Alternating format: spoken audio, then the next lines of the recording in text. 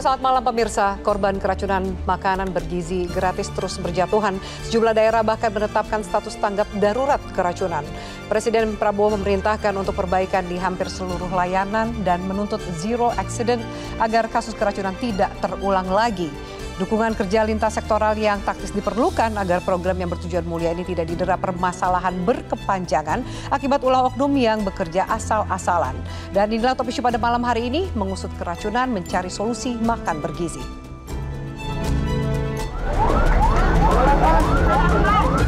Ini tuh terlalu kayak bau, terus tahunya tuh kayak ada rasa tapi kayak mau busuk gitu, terus tapi tetap makan karena saya lapar, soalnya saya kiranya ini sehat nggak apa-apa, ya udah aku makan. Kami dari orang tua menghimbau agar makanan masaknya harus dijaga anak-anak biar nggak kena racun untuk yang anak selanjutnya. Mana yang aman kalau suhunya udah antara 5 sampai 60 derajat.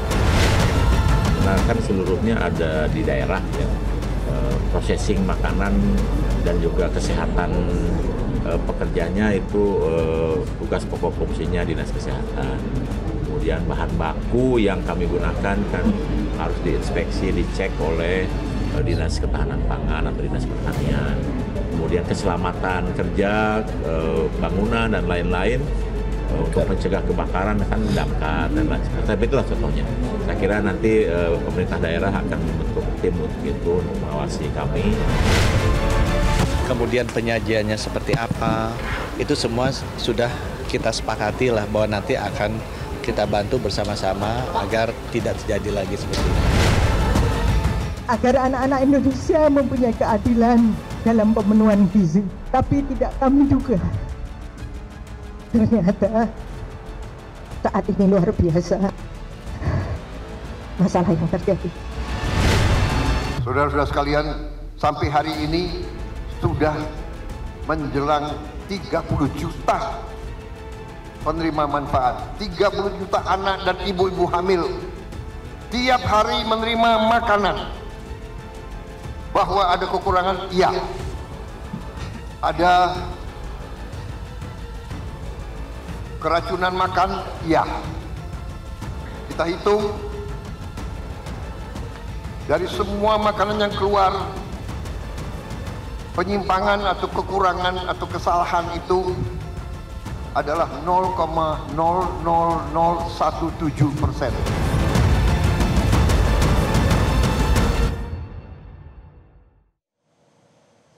Pemirsa, sudah bergabung bersama kami melalui sambungan Zoom Kepala Badan Gizi Nasional, Pak Dadan Hindayana. Pak Dadan, selamat malam. Malam, Mbak Afi. Ya, Pak Dadan, sejauh ini kita membahas soal makan bergizi gratis yang ternyata berujung pada ribuan kasus keracunan, terutama pada anak-anak. Dari hasil evaluasi sejauh ini, apa sebenarnya penyebab keracunannya, Pak Dadan? Dari proses pembuatan, pengantaran, penyajian, atau cara konsumsinya? Ya, perlu kami sampaikan bahwa hari ini sudah ada 9.738 satuan pelayanan pemenuhan gizi di seluruh Indonesia. Dan kami pecah menjadi 2 periode yang berbeda. Jadi dari periode Januari sampai akhir Juli itu terbentuk 2.391 SPPG dengan 24 kasus kejadian di SPPG. Dan kemudian dari tanggal 1 Agustus sampai hari ini itu ada kurang lebih 7.347 SPPG yang beroperasi dengan 50 kasus kejadian. Jadi bisa kita lihat di situ bahwa kasus yang paling besar di 2 bulan terakhir dan ini menyangkut terbentuknya SPPG baru yang tentu saja masih membutuhkan penyesuaian jam terbang dan juga kapabilitas untuk mengisi porsi dalam jumlah besar. Jadi kami sudah cek ya, dan di beberapa SPPG yang baik faktor pemasak yang terampil ini cukup penting. kemudian juga kepatuhan terhadap pemenuhan SOP yang ditetapkan. Jadi kami kan sudah menetapkan terutama pemilihan bahan baku itu harus dipilih H-2 supaya bahan baku itu masih dalam keadaan baik dengan juga memiliki tempat penyimpanan yang dengan suhu yang sesuai. Nah, kemudian juga ketika memasak, mendelivery itu tidak boleh lebih dari 6 jam, kalau bisa 4 jam sudah dari selesai masak sampai ke penerima manfaat sudah dikonsumsi. Nah, beberapa kejadian di contohnya di Bandung Barat ya itu kita sudah bisa melihat bahwa SOP itu tidak dipenuhi dengan seksama. Kenapa? Karena bahan baku yang dipilih itu bahan baku yang lebih dari H-2. Jadi belinya hari Sabtu, dia masaknya hari Rabu. Jadi itu sudah cukup lama. Kemudian Dan yang tidak ada kedua, yang mengawasi gitu Pak? Contoh yang di Bandung Barat Pak, ketika bahan baku yang tadi Bapak jelaskan dibeli H-2, lalu diolah dan disajikan ke anak-anak, tidak ada pihak yang mengawasi itu? Ya gini, kita kan begini, kita percaya dengan KSPPG yang kita tempatkan itu, harusnya dia menjadi partner mitra yang bersama-sama mengambil keputusan. Jadi ini yang membuat kami cukup geram juga, kenapa kami sudah tempatkan KSPPG yang sudah kami latih itu, makanya tadi saya sampaikan ini banyak terjadi pada SPPG yang baru, di mana jam terbangnya kurang. Nah kemudian masaknya biasanya untuk yang sudah lama-lama, kalau dia mendeliver 3 kali atau mengirim 3 kali, katakanlah jam 8, jam 9, dan jam setengah 12, pada yang sudah lama itu biasanya masaknya yang jam 2 itu untuk yang jam 8, kemudian jam 4 untuk yang jam 9, kemudian jam setengah 6 untuk jam setengah 12. Jadi masaknya pun bertahap karena itu ada ahli masak yang sudah terpilih dengan terampil. Nah yang di Bandung itu masaknya jam 9 malam, kemudian jam 3 sudah dipaleting, sudah disiapkan, kemudian dikirim ke 3 waktu yang berbeda. Jadi ada anak-anak itu yang mengkonsumsi lebih dari 12 jam setelah masak. Makanya tidak heran di Bandung itu kemudian terjadi kejadian. Tapi kan itu logika umum ya Pak. Kalau di hire SPPG yang Bapak katakan ahli gizi yang profesional, yang Bapak jelaskan itu kan logika umum. Tidak mungkin anak-anak sekolah mengkonsumsi makanan yang sudah dibuat dini hari sebelumnya. Ya, itu lalu siapa yang akan bertanggung jawab Pak Dadan? Ya tentu saja akhirnya KSPPG dengan seluruh komponen dan mitranya akan kena sanksi terkait dengan ini, makanya kita stop ya, karena itu tidak mematuhi patokan yang sudah kita buat. Dan itu sebenarnya kerugian juga untuk mitra ketika dia tidak memenuhi SOP yang kita tetapkan, karena begitu di stop akhirnya dia kan tidak memiliki insentif padahal dia sudah investasi cukup besar. Jadi kerugian cukup besar bagi para mitra ketika di stop operasionalnya. Selain itu yang terbesar adalah taruhan kesehatan dan nyawa anak-anak yang mengkonsumsi itu kan Pak Dadan. Tentu saja itu juga membuat kita cukup geram ya dengan kejadian itu, karena waktu saya berangkat ke Bandung itu hampir tidak habis pikir kenapa mereka memasak di jam 9. Padahal kita sudah meminta pada saat pelatihan, kemudian SOP juga kita tetapkan. Jadi kelihatannya ingin bekerja dengan santai begitu ya, tapi mendeliver makanan. Jadi hal-hal yang seperti ini yang kita temukan di lapangan. Apa sanksi selain menutup Pak Dadan? Apa sanksi SPPG nakal yang mungkin lalai bahkan tidak memikirkan resiko lebih jauh kepada anak-anak yang mengkonsumsi? Adakah sanksi hukum selain penutupan?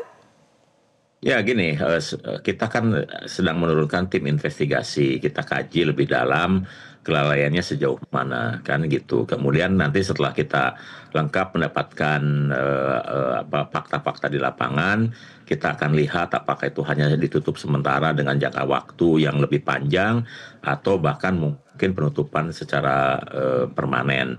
Tetapi kita nanti lihat secara proporsional, karena hal yang ini juga pernah kejadian di Bogor ya, di kantin Bosowabina Insani, dan penutupannya cukup lama sampai harus merenovasi kantin yang terbaik di Bogor, tetap harus direnovasi dengan mengikuti standar Badan Gizi Nasional. Kemudian yang kedua contoh yang terjadi dalam waktu dekat ini kan juga di Banggai. Nah itu SPPG yang sudah lama beroperasi suppliernya juga sangat baik, memasok ikan tuna dengan kebersihan yang cukup sehingga tidak menimbulkan alergi.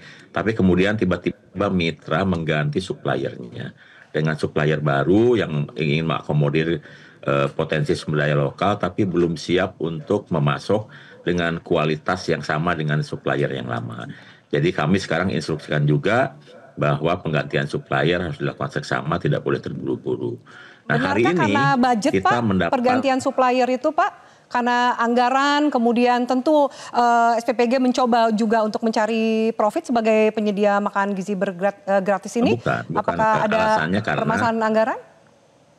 Karena anggarannya alasannya seperti ini, kan ada petunjuk dari kita agar mengakomodir potensi sumber daya lokal yang diproduksi lokal. Jadi di Bangkai itu memang selama ini kan cakalangnya diproduksi oleh supplier dari daerah yang berbeda, meskipun masih berdekatan, tetapi ingin mengakomodir orang lokal dan kemudian belum siap untuk bisa memasok dalam jumlah besar. Jadi itu hal-hal teknis yang terjadi di lapangan yang kemudian kami baru ketahui kalau SOP itu dilanggar dan menimbulkan hal yang memang tidak baik gitu. Nah, kemudian kami ini hari ini bertambah SPPG sampai 600 SPPG yang baru berjalan. Kami kemarin sudah kumpulkan dari kejadian-kejadian itu. Kami minta seluruh SPPG tidak boleh untuk pertama kali memasak lebih dari 1.000 porsi. Jadi mereka harus dilakukan secara bertahap, mengikuti SOP yang diterapkan, dan jangan sampai ada kejadian lagi yang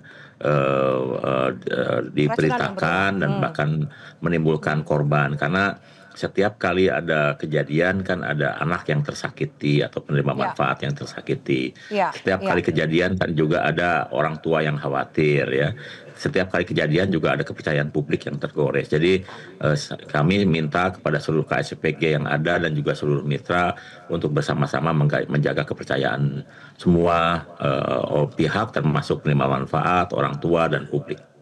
Baik, Pak Dadan, salah satu yang juga disoroti adalah menu yang disajikan untuk anak-anak. Saya angkat surat dari BGN tanggal 26 September 2025 soal penggunaan UPF atau Ultra Processed Food. Mengapa masih tercantum? Mengingat juga banyak ahli gizi dan juga para orang tua yang tidak ingin anaknya mengkonsumsi Ultra Processed Food. Meskipun Anda tambahkan harus diproduksi secara lokal. Mengapa itu masih pangan ultra processed food masih masuk ke dalam menu, masih diperbolehkan? Ya gini, tantangan kita ini kan, terutama ketika program ini berjalan, belum ada satu teknologi yang kualitas gizinya baik, tapi kemudian diproses dengan alamiah ya. Jadi kami sedang memikirkan untuk penerapan teknologi freeze drying, teknologi vacuum gitu, kemudian juga teknologi iradiasi ya, supaya menu itu disajikan dalam keadaan segar tapi tahan lama. Nah, ini tantangan bagi semua pihak, bagaimana bisa memproduksi pangan dengan olahan segar tanpa ultra high processing tapi juga bisa tahan lama. Itu tantangan bagi kita semua. Tapi bukan berarti menyajikan ultra processed food menjadi solusinya kan, Pak? Nggak gini, dari sisi karena gizi juga tidak sesuai dengan target itu, dari MBG sendiri. Ya, menu itu kita gunakan untuk dua hal. Satu, ketika Ramadan, karena Ramadan itu kan makanan dibagikan siang hari, dimakannya pada saat buka. Jadi itu harus makanan yang tahan. Saran kami sebetulnya buah, telur, kemudian susu. Tapi kemudian kan SPPG menyajikan kue-kue fortifikasi yang di Indonesia ini masih belum ada berkembang teknologi yang memungkinkan tidak ultra high processing. Kemudian yang kedua kita sajikan juga ketika hari libur ya. Karena hari libur itu kan anak-anak jarang ke sekolah, jadi kami berikan makanan segar pada saat datang dan kami berikan bekal untuk 2 hari kemudian. Nah, yang bisa tahan 2 hari kemudian kan hanya buah, susu, telur rebus, dan pasti makanan-makanan siap saji yang sudah diproduksi oleh teknologi yang modern, ya seperti itu. Nah, kami masih memikirkan dengan teknologi-teknologi untuk masa depan berbasis ultra high freeze drying ya, sehingga buah itu bisa tahan lama tapi kualitas nutrisinya baik dan tidak ultra high processing. Kemudian juga iradiasi, kami kemarin sudah melihat bahwa itu sangat dimungkinkan, dan juga vacuum ya. Sampai berapa lama kira-kira ultra processed food ini masih menjadi pilihan sambil menunggu teknologi itu, Pak? Anda juga minta tambahan anggaran 28 triliun ke Menteri Keuangan dan anggaran tahun 2026 jauh lebih besar lagi. Ya, kita tentu tetap mengutamakan fresh food ya, fresh food, kecuali untuk hari-hari libur yang kemudian kita akan coba mengakomodir UMKM lokal yang mampu menghasilkan penganan yang segar tapi bisa tahan lama. Ya, baik. Lalu Pak, ada juga komplain dari pihak sekolah atau pihak guru yang mengeluhkan adanya tambahan pekerjaan. Ini juga mengganggu pekerjaan mereka, pekerjaan utama mereka dalam proses belajar mengajar. Apa ada solusinya? Apakah ada insentif tambahan? Seperti apa jawaban Anda? Kami harus jeda. Usai jeda kami lanjutkan dialog ini.